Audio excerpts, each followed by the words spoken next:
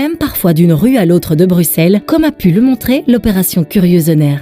L'objectif de Curieus'Air était de mesurer la qualité d'air à Bruxelles, et plus particulièrement la présence de dioxyde d'azote liée notamment à la pollution des moteurs combustibles.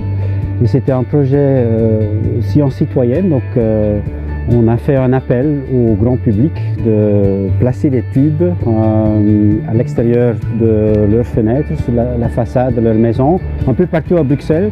Il y avait plus que 5000 candidatures. Nous avons pu faire des mesures à 3000 endroits sur tout le territoire de la région Bruxelles-Capitale.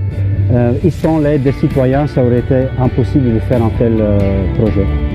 Donc, ces pancartes immobiliers qui étaient utilisés, on les mettait à une fenêtre et dans le nez de ces pancartes, on mettait deux tubes.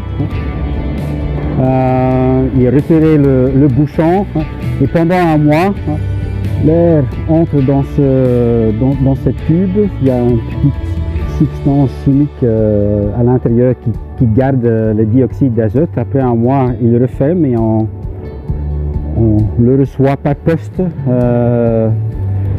Il y avait parfois des petits escargots dedans quand les gens avaient mis de l'autre côté, il y avait de la pile.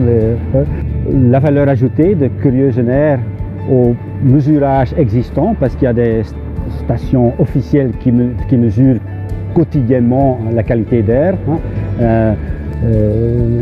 c'est que c'est à des endroits spécifiques. Mais ici, on peut faire la cartographie de toute la complexité de la région Bruxelles-Capitale et la qualité d'air peut être différente d'une rue à une autre, à une différence de 50 mètres, 100 mètres, on peut déjà voir d'autres résultats. L'endroit où on se trouve maintenant, là, c'était un résultat dans notre schéma rouge, donc qui dépasse les 30 microgrammes de dioxyde d'azote par mètre cube, ce qui dépasse le seuil de l'Union européenne. Ici, il y a mauvaise qualité d'air, c'est sans doute parce qu'on est près de la rue de la Loi, il y a beaucoup de trafic, de circulation, de transit.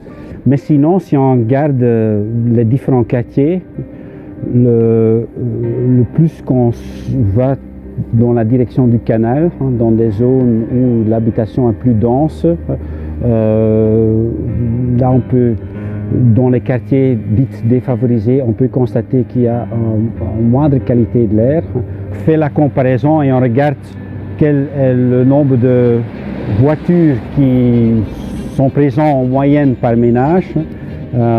C'est un peu bizarre de constater que dans les quartiers où il y a en moyenne moins de voitures par ménage, que là la qualité d'air est plus problématique, tandis que dans les quartiers où il y a plus de voitures par ménage en moyenne, il y a une meilleure qualité d'air.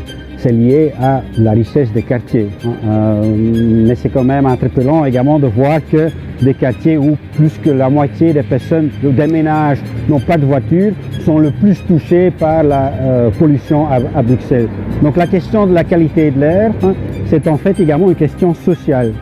Et en fait, certaines personnes peuvent présenter les défis liés à la qualité d'air comme une question bobo aux classes moyennes qui ne touche pas aux classes populaires, mais en fait c'est l'inverse.